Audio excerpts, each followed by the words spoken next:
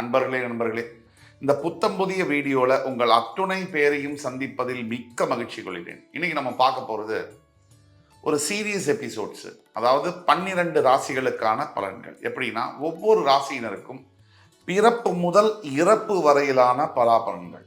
ஒவ்வொரு பிறப்புல ஒவ்வொரு மனிதனுக்கும் ஒவ்வொரு யோகங்கள் இருக்கு. இதை செய்தால் நல்லது நடக்கும், இதை செய்தால் வெற்றி கிடைக்கும், இந்த தொழிலை செய்யலாம், இந்த வியாபாரத்தை செய்யலாம், இந்த வேலையை பார்க்கலாம், இந்தந்த காலகட்டங்களில் இது நடக்கும் அப்படிங்கிறபடியான சூட்சமம் அடைந்த ரகசியமான அத்துணை விஷயங்களையும் சொல்லக்கூடிய இந்த பிளாக் பஸ்டர் சீரியஸ் எபிசோட்ஸ் உங்களுக்காக பிரத்யேகமாக. ஒவ்வொரு ராசியினருக்கும் பிறந்ததுலேருந்து இறக்குற வரைக்கும் என்ன வாழ்க்கை, யாருக்கு எங்க பிறக்கணும், எந்த கல்வி, எந்த தொழில் அமையணும், எந்த வேலை கிடைக்கணும், யாரை திருமணம் செய்யக்கூடிய யோகம், எப்படி திருமண வாழ்க்கை அமையும், புத்திர பாக்கியங்களை பற்றி, சொத்து, வாசல், வீடு, அதே மாதிரி சமுதாயத்தில் அந்தஸ்து, பெயர், புகழ், பதவிகள், இதையெல்லாம் தரக்கூடிய யோகங்கள் என்னென்ன இருக்கு, எது இல்லை, என்ன செய்தால் நல்லது அப்படிங்கிறத பத்திலாம் இந்த வீடியோவில் நம்ம பார்க்க போறோம். அந்த வரிசையில் இன்னைக்கு பார்க்க போறது ரிஷபராசி, காலபுருஷனுடைய 2ஆம் வீடு என்று சொல்லக்கூடிய ரிஷபராசி. ரிஷபராசி சுக்கிர பகவானுடைய ஆட்சி வீடு. இங்க 3 நட்சத்திரங்கள் வரும்: கிருத்திகை, ரோகிணி, மிருகசீரிடம். கிருத்திகை நட்சத்திரம் 2ஆம் பாதம் முதல் மிருகசீரிடம் 2ஆம் பாதம் முடிய ரிஷபராசியில் அமையப்பெறும். 9 பாதங்கள், ஒவ்வொரு ராசிக்கும் 3 நட்சத்திரங்கள், 9 பாதங்கள் அமையப்பெறும். அந்த வகையில கிருத்திகை 2, 3, 4 பாதங்கள், ரோகிணி முழு 4 பாதங்களும் 1, 2, 3, 4 பாதங்கள், மிருகசீரிடம் 1ஆம் பாதம் மற்றும் 2ஆம் பாதம் உடைப்பட்ட நட்சத்திரமாக வரக்கூடிய இடம்தான் ரிஷபம். ரிஷபராசியை பத்தி பல பேர் பல சோசியல் மீடியா வழித்தடங்கள்ல, யூடியூப்ல பேசியிருக்காங்க.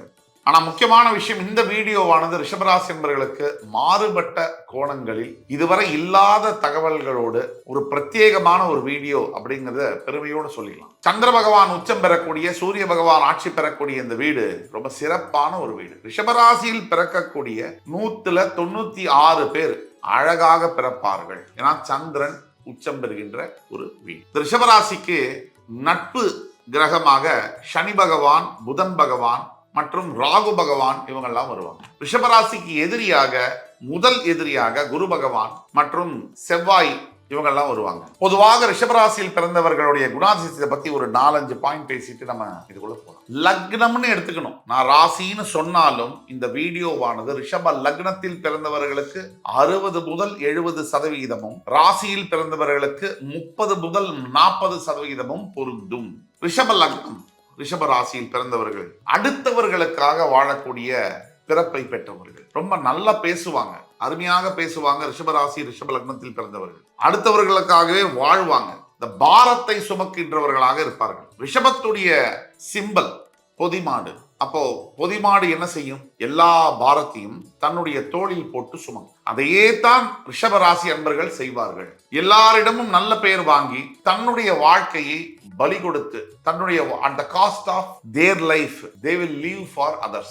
ரிஷபராசியில் பிறந்தவர்கள் ரொம்ப பொறுமையா இருக்கக்கூடிய தன்மையா இருப்பாங்க. வெகுவாக சொல்றேன், 100% ரிஷபராசியில் பிறந்தவர்கள் பொறுமையா இருப்பாங்கன்னு சொல்ல, 75 முதல் 80% ரிஷபராசி என்பவர்கள் பொறுமையை கடைபிடிப்பார்கள். பொறுமை என்பது அவர்களுடைய ஆயுதம். கலை ரசனை உடையவர்களாக இருப்பார்கள்.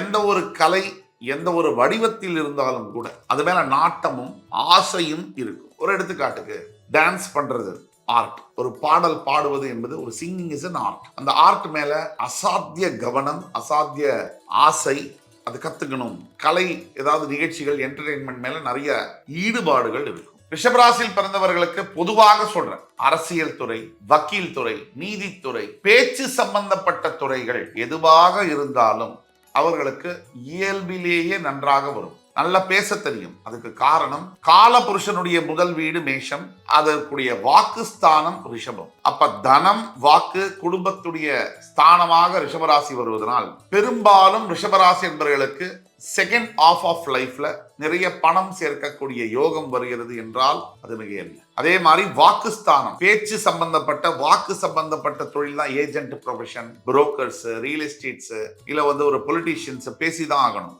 அந்த மாதிரி விஷயங்கள், இது மாதிரி தொழில்கள்ல ரிஷபராசி அன்பர்கள் இருப்பது என்பது நல்லது. சக்சஸ்ஃபுல்லா வரும். பெஸ்ட் சூட்டட் ப்ரொஃபஷன்ஸ் அப்படிங்கிற வரிசையில் வரும். ரிஷபராசி அன்பர்கள் செய்ய வேண்டியது, யாருக்கும் தேவையில்லாத வாக்கு கொடுத்து பின்னாடி அவஸ்தைப்படக்கூடாது. நீங்க வெர்பல் கமிட்மெண்ட், யாருக்காவது வாக்கு கொடுக்கறதுக்கு பின்னாடி 2 தடவை யோசிக்கணும். இது செய்ய முடியுமா? பல தருணங்கள்ல நீங்க கொடுத்த வாக்க உங்களாலேயே காப்பாற்ற முடியாத சூழ்நிலைகள் வரும். அப்படி வர்றதுனால நீங்க ஜாக்கிரதையா வாக்கு கொடுக்கணும் அப்படிங்கிறது நீங்க தெரிஞ்சிக்க வேண்டிய ஒரு விஷயம். எப்பவுமே உங்க ராசி லக்னம் காலபுருஷ தத்துவத்தோட ஒப்பிட்டுக்கணும். அது ரொம்ப முக்கியம்.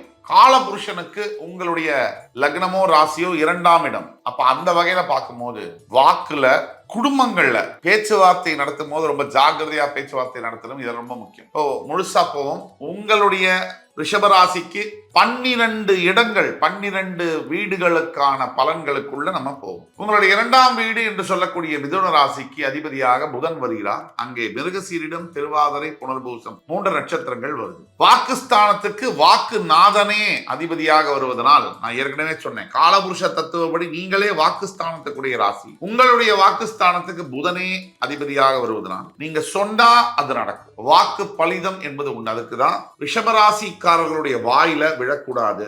அதுக்கு இன்னொரு அர்த்தமும் உண்டு. ரொம்ப நல்லவங்க சொன்னா பலிச்சிடும். அதுவும் ஒரு காரணம். ரிஷபராசி என்பவர்களுடைய நாக்கில் நம்ம விழுந்துட்டோம்னு சொன்னா அது நல்லதா இருந்தாலும் சரி, கெட்டதா இருந்தாலும் சரி, நடந்தே தீரும். ஆக ஜாகிரதையாக நம்ம ரிஷபராசி என்பவர்களை தொந்தரவு பண்றதோ, அவங்களை கஷ்டம் கொடுக்கறதோ, ஏமாத்துறதோ செய்யக்கூடாது. ஏன்னா அவர்கள் பாரம் தூக்கிகள்.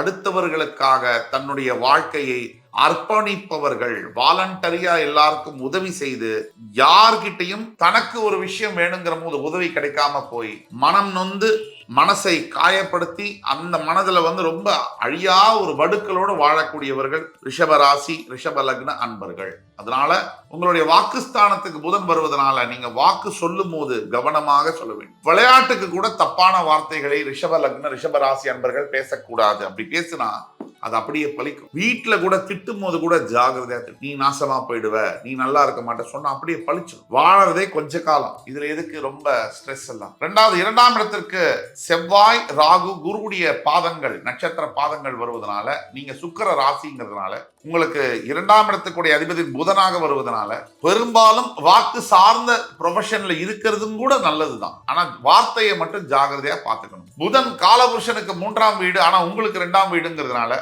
வாக்கு சம்பந்தப்பட்ட தொழில்கள் மூலியமா தான் உங்களுக்கு சக்சஸ் வரும். ஏன்னா காலபுருஷனுக்கு 3ஆம் வீடு, உங்களுக்கு அது வாக்குஸ்தானம். நீங்க முயற்சிகள் எடுக்கும் போதே வாக்கு சம்பந்தப்பட்ட தொழில் எடுக்கும் போது ரொம்ப நல்லா வரும். அதை தவிர உங்களுடைய 3ஆம் வீடு என்று சொல்லக்கூடிய கடகராசிக்கு அதிபதியாக சந்திர பகவான் வருவார். அந்த கடகராசியில பாத்தீங்கன்னு சொன்னா புனர்பூசம், பூசம், ஆயில்யம், குரு, சனி, புதனுடைய நட்சத்திரங்கள் பதியுது. இந்த 3ஆம் இடத்துக்கு சந்திரன் வருவதனாலேயோ என்னவோ நீங்க சுக்கிரன் ராசியினுடைய அதிபதிங்கிறதுனால பெரும்பாலும் ரிஷபராசியில் இருக்கக்கூடியவர்கள் 1 முறை அல்லது 2 முறை லவ்ல ஃபெயிலியர் ஆகக்கூடிய யோகம் எல்லாம் இருக்கு. சில பேருக்கு சக்சஸ் ஆகக்கூடிய யோகம் இருந்தாலும் ரிஷபராசியின் 3ஆம் இடத்துக்கு அதிபதியாக சந்திர பகவான் வருகிறார். அங்கே புனர்பூசம், பூசம், ஆயில்யம் நட்சத்திரங்கள் வருகிறது. குரு, சனி, புதனுடைய பாதங்கள் சந்திரனுடைய வீட்டில் சுக்கிரன் ராசியான உங்களுக்கு எப்படி வேலை செய்யும்? சுக்கிரன், சந்திரன் உங்களுடைய உபஜயஸ்தானத்திற்கு 3ஆம் இடம், காலபுருஷனுக்கு அது 4ஆம் வீடு.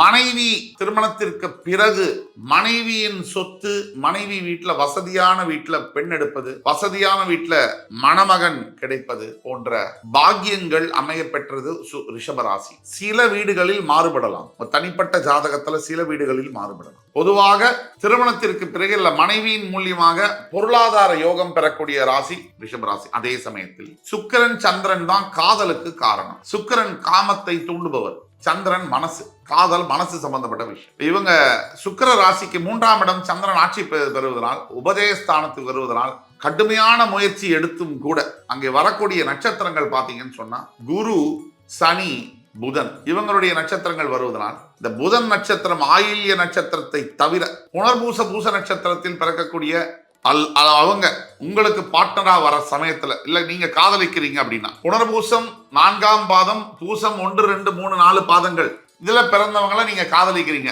ஆணையோ பெண்ணையோ காதலிக்கிறீங்க அப்படின்னு சொன்னா அந்த காதல் நிறைவேறுவது என்பது கொஞ்சம் கடினமாக இருக்கும். அதே ஆயில்ய நட்சத்திரம் 3ஆம் பாதம், 2ஆம் பாதம் இந்த பாதத்தில் பிறப்பவர்களை நீங்கள் காதலிக்கும் போது அந்த காதல் திருமணமாக மாறக்கூடிய யோகம் என்பது அதிகம் உண்டு. பொதுவாக ரிஷபராசி என்பவர்களுக்கு 1 அல்லது முதல் 2 காதல்கள் ஃபெயில்யூர். அதற்கப்புறம் தான் கல்யாணம்ங்கிறது பேச்சே வருது. இது உங்களுடைய யோகமாக இருக்கு. தவிர உங்களுடைய உபஜயஸ்தானத்தில் குரு உச்சம் பெறுகிறார். அதாவது உங்களுக்கு அஷ்டமாதிபதி உபஜயஸ்தானத்தில் உச்சம் பெறுவதனால் ரிஷபராசி என்பர்கள் மற்ற ராசிக்காரர்களை காட்டிலும் கடுமையான முயற்சிகள் எடுத்துதான் முன்னுக்கு வர வேண்டி இருக்கு. இது ஒரு உண்மை. ரிஷபராசியின் 4ஆம் வீடாக வரக்கூடியது சிம்மம். சிம்மத்திற்கு அதிபதியாக சூரியன். இங்கே மகம், பூரம், உத்திரம், சுக்கிரன், சூரியன், சந்திரனுடைய பாதங்கள் பதிய பெற்று வரக்கூடிய ஒரு ராசி. காலபுருஷனுக்கு 5ஆம் வீடு, உங்களுக்கு 4ஆம் வீடு. இதை நீங்க நல்லா உத்து கவனிக்கணும். ரிஷபராசியை பொறுத்த வரைக்கும் 4ஆம் வீட்டுக்கு அதிபதியாக சூரியன் வருகிறார். 4ஆம் வீடு ஆதிபத்தியம் என்பது வீடு, வாகனம்.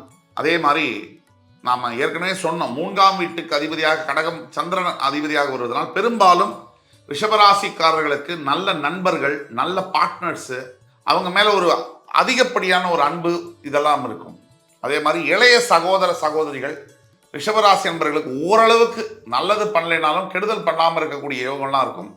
இதற்கு விதி விலக்குகளும் உண்டு. உங்க தனிப்பட்ட ஜாதகத்தை பார்த்தால்தான் உங்களுடைய விஷயத்தை ஆழமாக அனலைஸ் பண்ணி துல்லியமாக சொல்ல முடியும். இப்ப 4ஆம் வீடு என்பது ஆதிபத்தியம் என்னெல்லாம் பார்த்தோம்னா வீடு, வாகனம், மூத்த சகோதரர்கள், உயரிய கல்வி, இதெல்லாம் நம்ம சொல்றோம். அப்போ சுகஸ்தானம்னு சொல்றோம். பெரும்பாலும் ரிஷபராசியில் பிறந்தவர்களுக்கு அக்னி பாவம் சம்பந்தப்பட்ட நோய்கள் வரக்கூடிய வாய்ப்புகள் அதிகம் உண்டு. உங்கள் 4ஆம் வீட்டுக்கு அதிபதியான சூரியன் உங்களுடைய விரயஸ்தானம் என்று சொல்லக்கூடிய மேஷராசியில் போய் உச்சம் பெறுகிறார். சுகஸ்தானாதிபதி விரயஸ்தானத்தில் உச்சம் பெறுவதனால் ரிஷபராசி என்பவர்களுக்கு உடல்ல பித்தம் சம்பந்தப்பட்ட நோய்கள் வரக்கூடிய வாய்ப்புகள் அதிகம் உண்டு. அங்கே ஜாக்கிரதையா இருக்கும். அதே சமயத்துல ஏதோ ஒரு சந்தர்ப்பத்துல அப்பா மூலியமாவோ, முக்கியமா பிதா காரகன் சூரியன்றதுனால அப்பா மூலியமாவோ, அல்லது ஒரு கணவர் மூலியமாவோ, இல்ல அரசாங்கத்தின் மூலியமாவோ, இல்ல பெண்டாட்டியினுடைய அப்பா மாமனார் மூலியமாவோ பெரிய சொத்துக்கள், வாகனம், வீடு வரக்கூடிய வாய்ப்புகள் இருக்கு. இது அப்படியே இருக்குன்னு சொல்ல முடியாது. உங்க பிறப்பு ஜாதகத்துல சில மாறுதல்களை வச்சு இது மாறும். ஆனா பெரும்பாலும் வாய்ப்புகள் இருக்கு.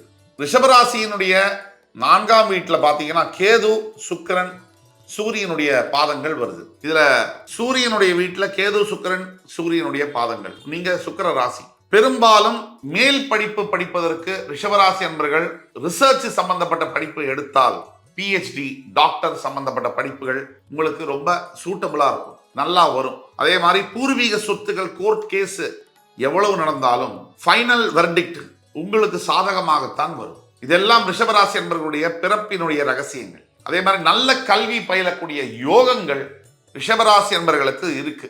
இளம் வயதிலேயே திருமணம் முடிக்கக்கூடிய யோகமும் ரிஷபராசி என்பவர்களுக்கு உண்டு. ஆனா நான் வர இன்னும் நிறைய வீடுகள் இருக்கு, பார்க்கணும். கல்யாணத்தை பத்தி எல்லாம் சொல்றேன். அதுக்கப்புறம் 4ஆம் வீட்டில் சுக்கிரன் உங்களோட ராசிநாதனே கால் பதிப்பதனால் உங்களுடைய நண்பர்களோ சகோதரர்களோ பூர நட்சத்திரத்தில் பிறக்கிறாங்க அப்படின்னா நீங்க அவர்களால் பாதிக்கப்படக்கூடிய யோகங்களும் உண்டு. அது ஜாக்கிரதையா இருந்துக்கணும். அதே உத்திர நட்சத்திரம் 1ஆம் பாதத்தில் பிறக்கக்கூடியவர்கள் உங்களுக்கு நண்பர்களாகவோ சகோதரர்களாகவோ இருந்தால் அவர்களால் உங்களுக்கு நன்மைகளும் உண்டு. அடுத்தபடியாக உங்களுடைய 5ஆம் வீடு பூர்வ புண்ணிய ஸ்தானத்திற்கு அதிபதியாக உங்களுடைய 2ஆம் அதிபதி, அதாவது மிதுன ராசிக்கு அதிபதியே 5ஆம் வீட்டுக்கும் அதிபதியாக வருகிறார். இதுல ஒரு ஸ்பெஷாலிட்டி இருக்கு. இந்த பூர்வ புண்ணிய ஸ்தானம் என்பது ஒரு மனிதனுடைய வாழ்க்கையை தீர்மானிக்கக்கூடிய ஒரு இடம். எப்படி வாழணும், எங்க பிறக்கணும், என்ன படிக்கணும், என்ன வேலை பார்க்கணும், எந்த சட்டையை போட்டுக்கணும், எந்த சமுதாயத்தில் எந்த அளவுக்கு அந்தஸ்து இருக்கணும், எல்லாமே 5ஆம் வீடு பூர்வ புண்ணிய ஸ்தானம். இந்த பூர்வ புண்ணிய ஸ்தானத்துல புதன் ஆட்சியும் பெற்று உச்சமும் பெறுகிறார். இது ஒரு அன்யூஷுவலான ஒரு விஷயம். 2ஆம் அதிபதி உங்களுடைய தனஸ்தானாதிபதி காலபுருஷனுக்கு 6ஆம் வீடு. ஆனா உங்களுக்கு அது 2க்கும் 5க்கும் உடைய வீடு. காலபுருஷனுக்கு 3க்கும் 6க்கும். இப்ப காலபுருஷனுக்கு 6ஆம் வீடு உங்களுக்கு 5ஆம் வீடாக வருவது. அதனால நான் ஏற்கனவே சொன்னேன், வாக்கு சம்பந்தப்பட்ட பேச்சு தொழில் சம்பந்தப்பட்ட ப்ரொஃபஷன்ல இருக்கும் போது வக்கீல்களாக, ஒரு நீதிபதிகளாக, அரசியல் தலைவர்களாக, ரியல் எஸ்டேட் துறையில் ஏஜென்சிஸ் வச்சிருக்கக்கூடியவர்களுக்கெல்லாம் நல்ல லாபம் கிடைக்கும். அதே மாதிரி ரிஷபராசியில் பிறந்தவர்கள் ஐடி துறையில் வேலை பார்த்தால் பெருமளவு உயர்வை பார்க்க முடியாது. அப்படியே சஸ்டைனபிலிட்டியா இருக்கும். அந்த வேலையை காப்பாத்திக்கிறதுலயும் மும்முரமா இருக்கும். உங்களுடைய திறமைக்கு ஏற்ற ஒரு முன்னேற்றம் இருக்காது. அதே மாதிரி 5ஆம் வீடு பூர்வ புண்ணிய ஸ்தானத்துல புதன் ஒரே வீட்டில் ஆட்சியும் உச்சமும் பெறுவதனால் உங்களுக்கு பிறக்கக்கூடிய குழந்தைகளானவர்கள் ரிஷபராசியில் இருக்கக்கூடியவர்களுக்கு புத்திர பாக்கியம். 5ஆம் வீடு எது? புத்திரஸ்தானம், பூர்வ புண்ணியஸ்தானம். எல்லாமே ஒரு மனிதனுடைய வாழ்க்கையை தீர்மானிக்கக்கூடிய எல்லா விஷயங்களையும் கொடுக்கக்கூடியது. நல்ல நிம்மதியா இருப்பியா, சந்தோஷமா இருப்பியா? 5ஆம் வீடு. அந்த வீட்டுல புதன் ஆட்சியும் உச்சமும் பெறுவதனால் உங்களுக்கு ரொம்ப உற்ற கிரகம் புதன். அவர் ஒரே வீட்டுல ஆட்சி உச்சம் பெறக்கூடிய ஒரே கிரகம் அவர் தான். அதுவும் கன்னி ராசிங்கிறதுனால பிறக்கக்கூடிய குழந்தைகள் மிகப்பெரிய அறிவாளிகளாக, மிகப்பெரிய படிப்பாளர்களாக, கல்வியில் சிறந்தவர்களாக, ஸ்காலர்ஸாக, பெரிய புகழ் பெறக்கூடியவர்களாக பிறக்கக்கூடிய பாக்கியம் ரிஷபராசி என்பவர்களுக்கு உண்டு. உங்களுடைய குழந்தைகள் மிகப்பெரிய அளவில் பரிமளிப்பார்கள் தங்களுடைய வாழ்க்கை. அப்படின்னா என்ன அர்த்தம்?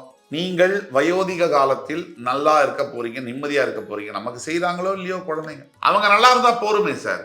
அந்த அடிப்படையில நீங்க உங்க ரிட்டையர்மெண்ட் லைஃப்ல ரொம்ப நிம்மதியாகவும் சந்தோஷமாகவும் இருக்க போறீங்க அப்படிங்கறத சொல்றதுதான் இந்த அர்த்தம். அது தவிர 5ஆம் இடம் புத்திர பாக்கியம், பூர்வ புண்ணியஸ்தானம், நல்ல ஒரு அந்தஸ்து சமுதாயத்தில் கிடைக்க பெறக்கூடிய யோகங்கள் பிறப்பிலேயே ரிஷபராசி என்பவர்களுக்கு கிடைக்கிறது என்பது உண்மை.